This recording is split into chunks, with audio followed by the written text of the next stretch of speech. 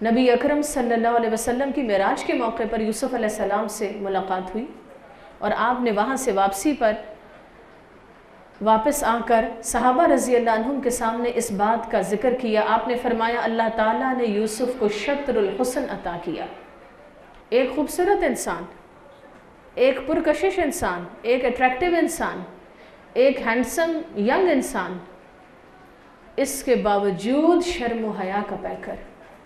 جب زلیخا نے یوسف علیہ السلام کو دعوت گناہ دی، قال معاذ اللہ، یوسف علیہ السلام نے کہا اللہ کی پناہ، اللہ مجھے بچا لے۔ وہ بچ گیا، اس نے باطل کو، دعوت گناہ کو قبول نہ کیا۔ کیوں؟ انہو من عبادنا المخلصین، کیونکہ وہ اللہ کے چنے ہوئے بندوں میں سے تھا۔ اسی بات کا ذکر سورۃ یوسف میں بھی آگے ہم پڑھیں گے کہ یوسف علیہ السلام کا کیس جب کھلا اور ڈیسیجن ہوا اور پتہ چلا کہ یوسف علیہ السلام انوسنٹ تھے، تو انہوں نے کیا فرمایا؟ کیا کیا مناظر ہے دیکھے زمینیں، جن ہستیوں کا گواہ آسمان۔ کچھ لوگ ایسے تھے ملتے ہیں اب بھی، ہستی کے صفحے پہ جن کے نشان۔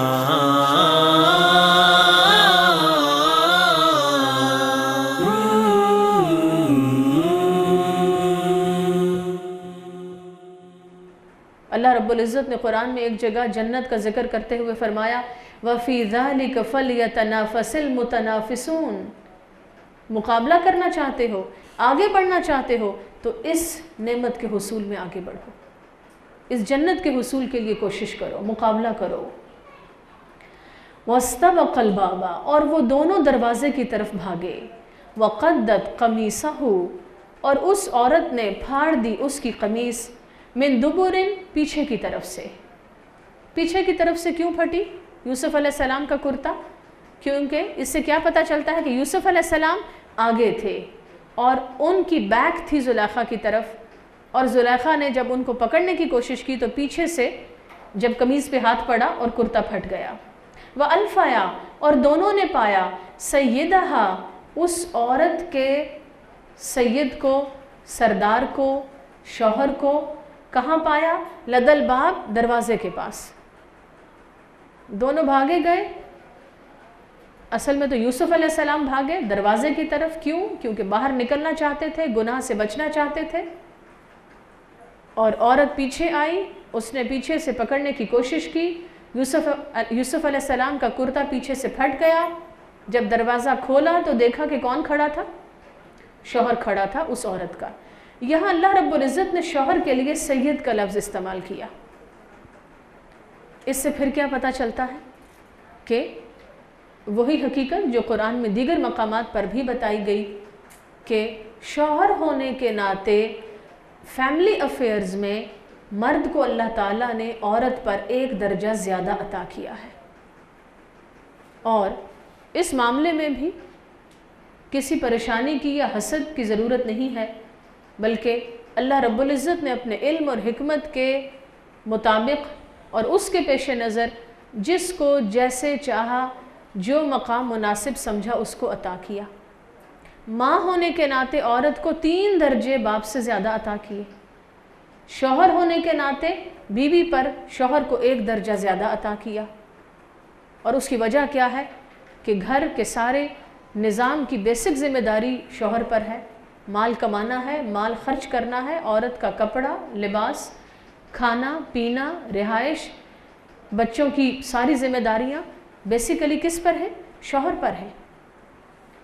حضرت عمر رضی اللہ عنہ کے حوالے سے شاید یہ روایت ہے جس کا مفہوم یہ ہے کہ آپ نے ایک موقع پر فرمایا ایک خطبے کے دوران کہ اگر کوئی شوہر اپنی ذمہ داریوں کو پورا نہیں کرتا تو پھر وہ اس درجے کا بھی حقدار نہیں ہے۔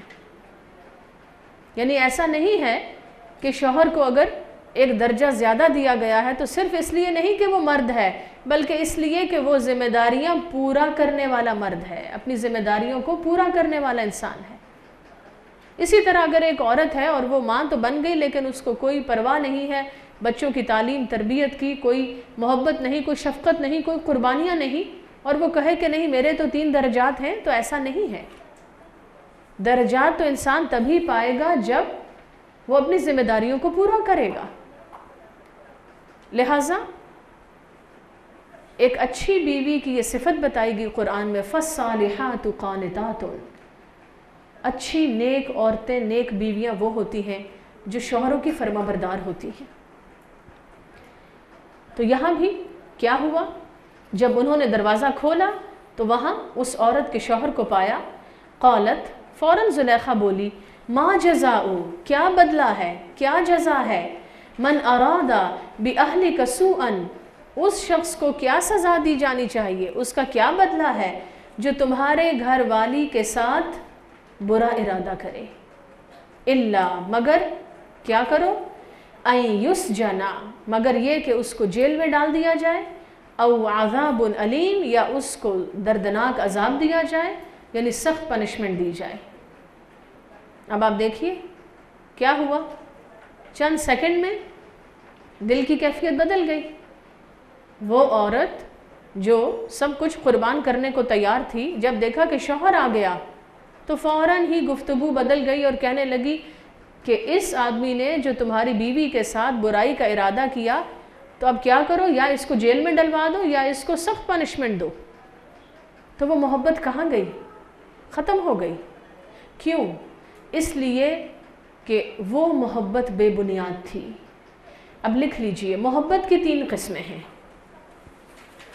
نمبر 1، وہ محبت جو لذت کی بنیاد پر قائم ہوتی ہے، ایسی محبت بہت جلدی قائم بھی ہو جاتی ہے، بہت جلدی ختم بھی ہو جاتی ہے، اور ایسے عشق معاشقی کے قصے کہانیاں شاید ہر گلی اور ہر بازار میں بھرے پڑے ہیں۔ یہ بے بنیاد جذبات ہیں جس کو اسلام نے کنڈیم کیا ہے۔ نمبر 2، ایسی محبت جو کسی مفاد کی بنیاد پر کی جائے، مثلا کسی شخص کے پاس مال و دولت ہے، ہم اس سے فائدہ اٹھانا چاہتے ہیں تو ہم کہیں کہ اس کو ذرا تحفے تحائف بھیجو، اس سے اظہار محبت کرو تاکہ اس کے سٹیٹس سے ہم فائدہ اٹھائیں، تاکہ اس کے مال و دولت سے ہم کچھ حصہ پائیں۔ ایسی محبت بھی کمزور ہوتی ہے، کیونکہ ہر عروج کو زوال ہے۔ لہٰذا اگر محبت شکل و صورت کی بنیاد پہ ہے کہ کوئی بہت خوبصورت ہے لہٰذا وہ محبوب ہو گیا، تو یہ بھی محبت کی غلط بنیاد ہے، کیونکہ شکل و صورت تو ختم ہو جانے والی چیز ہے۔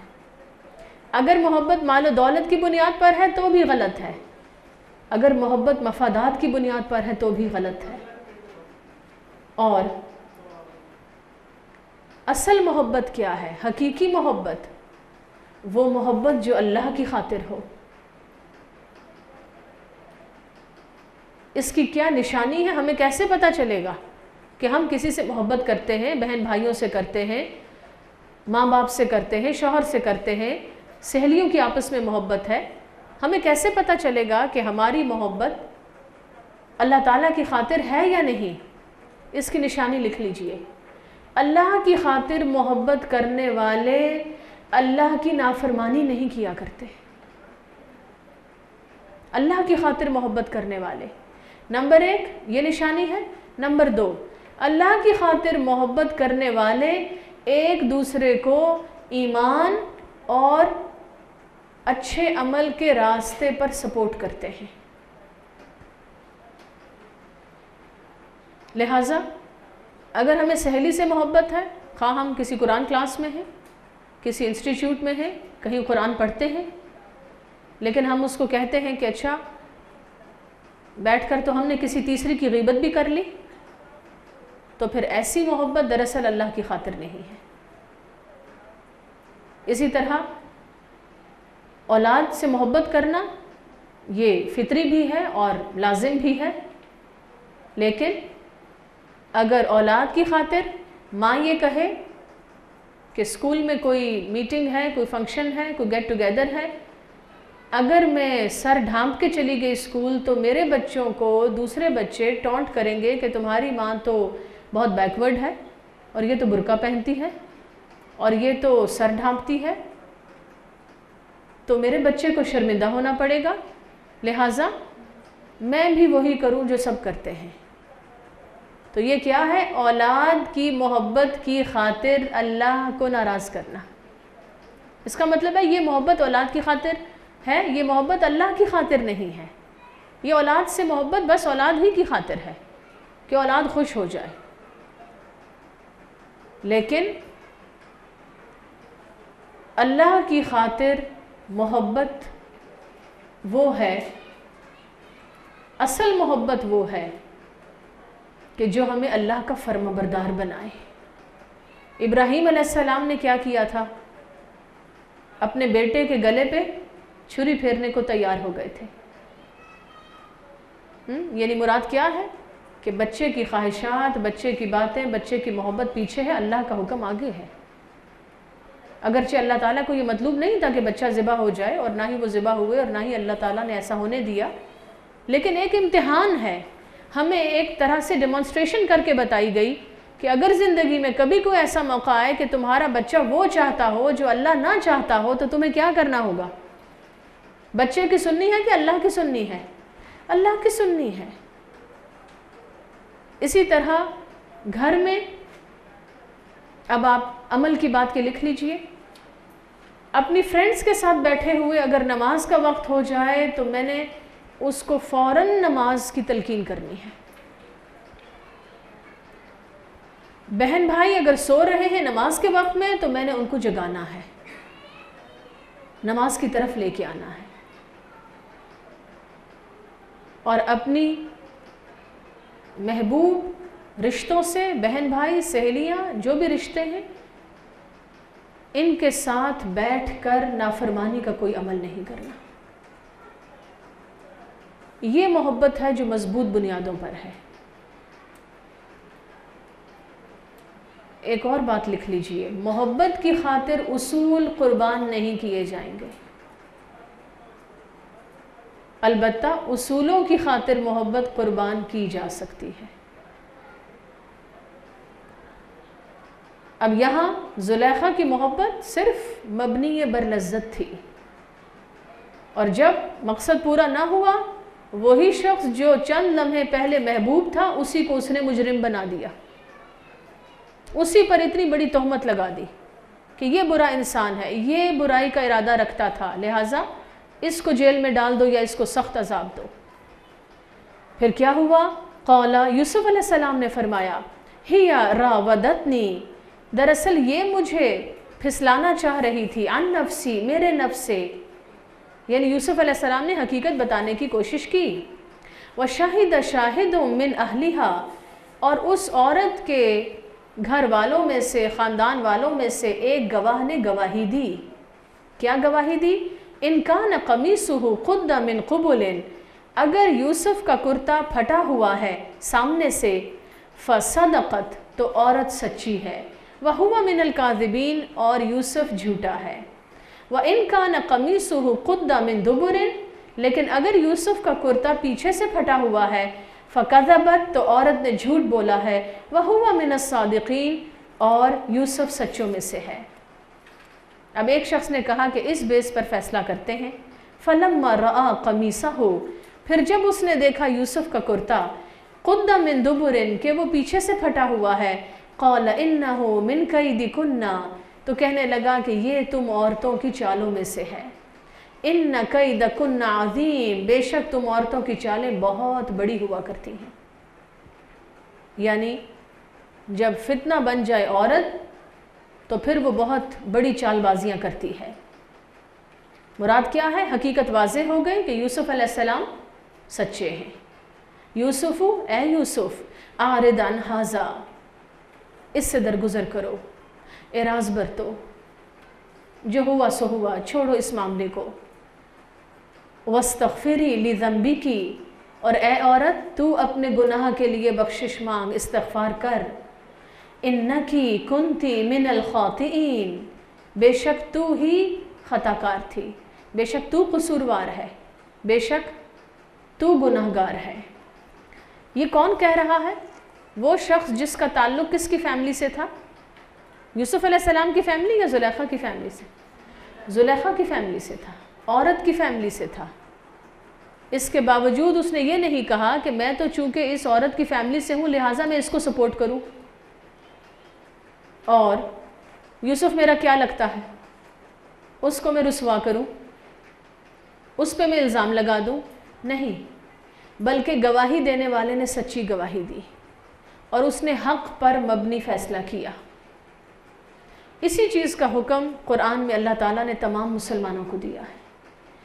ہم جب کوئی فیصلہ کرنے لگے، کوئی بات کرنے لگے، کسی کو سپورٹ کرنے لگے، کبھی بھی اس بنیاد پر سپورٹ نہ کریں کہ چونکہ یہ میری مدر ہے لہٰذا یہ جھوٹی نہیں ہو سکتی، چونکہ یہ میری بہن ہے لہٰذا بس یہ سچی ہے، میں نے اس کو سپورٹ کرنا ہے، خواہ اگلا جو چاہے کہہ لے، چونکہ یہ میری سہیلی ہے لہٰذا میں اسی کو سپورٹ کروں گی اور دوسرے کے خلاف گواہی دوں گی۔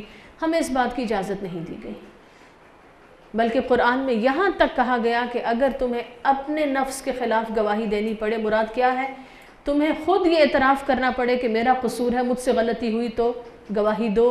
خواہ اول والدین، خواہ تمہیں اپنے والدین کے خلاف گواہی دینی پڑے تو گواہی دو، لیکن سچی گواہی ہونی چاہیے۔ خاص طور پر ہمارے خاندانی نظام میں، ہمارے گھروں کے اندر کیا ہوتا ہے؟ بیٹی سچی ہے، اس کو ہم نے سپورٹ کرنا ہے، بہو چونکہ بہو ہے، باہر سے آئی ہے، وہ میری بیٹی تھوڑی ہے، اس کو جو چاہے الزام لگا دو، جو چاہے اس کو رسوا کر دو۔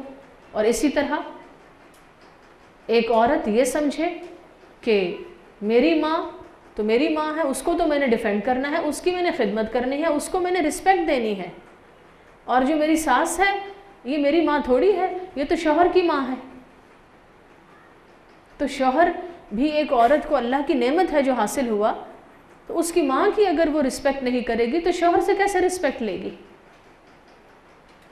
لہٰذا وہاں بھی ڈپلومیٹک ایٹیچیوڈ، میری ماں تو میری ماں ہے، وہ تو محترم ہے، اور یہ تو چونکہ میری ساس ہے، یہ میری ماں تھوڑی ہے، لہٰذا اس کو میں جو چاہے کہہ دوں، یہ بھوکی رہے، یہ بوڑھی ہے، یہ اس کو میں وقت نہ دوں، اس کے پاس میں بیٹھوں نہیں، اس کی ضرورت کا خیال نہ رکھوں، اس سے محبت نہ کروں، اس کو احترام نہ دوں، تو یہ ظلم ہے۔ نبی اکرم صلی اللہ علیہ وسلم نے فرمایا لا یؤمن احدکم حتی یحب لأخیہ ما یحب لنفسہ، تم میں سے کوئی شخص اس وقت تک مومن ہو نہیں سکتا جب تک وہ دوسرے کے لیے وہی پسند نہیں کرے گا جو کہ وہ اپنے لیے پسند کرتا ہے۔ تو ہمیں اپنے خاندانی نظام کو بھی بہتر بنانے کے لیے کیا کرنا ہوگا؟ اپنی بہو کے لیے وہی سوچ رکھنی ہوگی جو بیٹی کے لیے ہے، اپنی ساس کو وہی مقام دینا چاہیے جو اپنی ماں کا ہے، اور بالکل اسی طرح داماد کو وہی محبت اور احترام دینا چاہیے جو ہم اپنے بیٹے کے لیے ایکسپیکٹ کرتے ہیں۔ اور سسرال صرف بہو کا نہیں ہوتا، داماد کا بھی ہوتا ہے، تو داماد کو بھی اپنے سسرال کے ساتھ ویسا ہی بیہیو کرنا چاہیے جیسا وہ بیٹا بن کر اپنے ماں باپ کے سامنے بیہیو کرتا ہے۔ تبھی ہمارے خاندانی نظام مضبوط ہو سکتے ہیں، تبھی ان خوبصورت رشتوں کو ہم جوڑے رکھ سکتے ہیں۔ ایسا نہ ہو کہ ان میں ایسی تلخیاں اور ایسی خرابیاں پیدا ہوں صرف اس وجہ سے کہ یہ چونکہ میرا خونی رشتہ ہے لہٰذا میں اس کو سپورٹ کروں اور باقی سب کو چھوڑ دوں، تو یہ ناحق گواہی ہے، اس کی اجازت نہیں دی گئی۔ ایک حدیث ہم لکھیں گے، بسم اللہ الرحمن الرحیم، بخاری کی روایت ہے، اس حوالے سے بہت خوبصورت حدیث ہے۔ نبی اکرم صلی اللہ علیہ وسلم نے فرمایا سبعۃ، 7 لوگ ایسے ہیں یظلہم اللہ فی ظلہ، جن کو اللہ اپنے سائے تلے جگہ عطا فرمائے گا۔ کس دن؟ یوم لا ظل الا ظلہ الا ظلہ، جس دن اللہ رب العزت کے عرش کے سائے کے سوا کوئی سایہ باقی نہ رہے گا۔ یعنی قیامت کے دن اللہ تعالیٰ اپنے عرش کے سائے میں 7 لوگوں کو جگہ عطا فرمائیں گے۔ نمبر 1، امام عادل، وہ شخص جو عدل اور انصاف کے ساتھ فیصلے کرتا تھا۔ بائسڈ ہو کے فیصلے نہیں کرنے چاہیے، یہ چونکہ میرا بیٹا ہے، یہ چونکہ میری بیٹی ہے، یہ چونکہ میری سہیلی ہے، نہیں، امام عادل، وہ بات کریں جو عدل کی ہے۔ نمبر 2، وشاب نشأ فی عبادت اللہ تعالی، وہ نوجوان جس نے عین اپنی جوانی میں اللہ تعالیٰ کی فرما برداری کی، جو اللہ کی فرما برداری میں جس نے پرورش پائی۔ شیطان ہمیں کیا سجھاتا ہے کہ ابھی تو ہم جوان ہیں، ابھی تو ہم نے کچھ اور کرنا ہے، جب ہم بوڑھے ہو جائیں گے، کچھ اور کرنے کے لائق نہ رہیں گے، جب یہ جوانی نہ رہے گی، یہ صلاحیتیں نہ رہیں گی، یہ وقت، یہ طاقت نہ رہے گی، تو پھر جائے نماز پہ بیٹھ جائیں گے۔ دنیا کے کاموں کے لیے ہم نے جوانی رکھی ہوئی ہے اور آخرت کے لیے بڑھاپا رکھا ہوا ہے۔ یہ غلط سوچ ہے۔ عرش کے سائے کے نیچے وہ آئے گا جس نے اپنی جوانی کو اللہ کی راہ میں وقف کیا، جب اس کی بہت سی خواہشات تھی، بہت سے جذبات تھے، لیکن اس نے سب کو اللہ کے قدموں میں ڈال دیا۔ جب کرنے کے بہت سے کام تھے، لیکن اس نے اللہ کے دین کو پریورٹی لسٹ میں ٹاپ آف دا لسٹ رکھا۔ وہ شخص ہے جس کو اس دن اللہ رب العزت بھی ایڈمائر کریں گے، اس کو ریگارڈ کریں گے۔ نمبر 3، وَرَجُلٌ مُعَلَّقٌ قَلْبُهُ فِي الْمَسَاجِدِ، وہ شخص جس کا دل مسجد میں اٹکا رہتا ہے، جس کا دل ٹیلی ویژن میں اور برائیوں میں نہیں، اللہ کی عبادت کی طرف لگا رہتا ہے، مسجد میں اٹکا رہتا ہے۔ ایک نماز ہو تو دوسری نماز کا انتظار ہو، اور ایسا نہ ہو کہ نماز کا وقت آئے تو ہم کہیں اوف پھر نماز کا ٹائم آ گیا، پھر اذان ہو گئی۔ یہ ایٹیچیوڈ غلط ہے۔ نمبر 4، وَرَجُلَانِ تَحَابَا فِي اللَّهِ اجْتَمَعَ عَلَيْهِ وَتَفَرَّقَ عَلَيْهِ، وہ دو لوگ عرش کے سائے کے نیچے آئیں گے جن دونوں نے اللہ کی خاطر ایک دوسرے سے محبت کی۔ ابھی ہم نے محبت کی قسمیں پڑھی، تو ان میں جو محبت اللہ کی خاطر ہے، وہ محبت بندے کو عرش کے سائے کے نیچے لے جائے گی۔ خواہ وہ ایک بیوی اپنے شوہر سے محبت کرتی ہے، یا اولاد والدین سے کرتی ہے، یا کسی سہیلی دوست سے محبت ہے، لیکن اگر وہ اللہ کی خاطر ہے تو قیامت کے دن انسان کے لیے ایک اعزاز ہے۔ وَرَجُلٌ دَعَتْهُ امْرَأَةٌ ذَاتَ مَنْصَبٍ وَجَمَالٍ، وہ شخص اللہ کے عرش کے سائے کے نیچے آئے گا جس کو ایک صاحب مال اور صاحب جمال عورت دعوت گناہ دے، فَقَالَ إِنِّي أَخَافُ اللَّهَ، اور وہ کہے میں تو اللہ سے ڈرتا ہوں۔ عورت ہے، خوبصورت بھی ہے، اس کے پاس مال و دولت بھی ہے، منصب بھی ہے، لیکن کوئی بھی چیز مرد کو پھسلا نہ سکے۔ یہ ہے صاحب ایمان مرد، یہ ہے بندہ مومن جس کو قیامت کے دن اللہ کے عرش کے سائے کے نیچے جگہ دی جائے گی۔ اور اگر عورت سامنے تو نہ آئے، ابھی ٹیلی ویژن پہ ہی ہو اور ہم پھسلتے چلے جائیں، تو پھر ہمارا ایمان کہاں گیا؟ آپ دیکھیے کہ کتنا مشکل تھا یوسف علیہ السلام کے لیے وہ موقع، ہمارے لیے تو ٹیلی ویژن کا صرف ایک بٹن پریس کر کے اس کو آف کرنا ہوتا ہے۔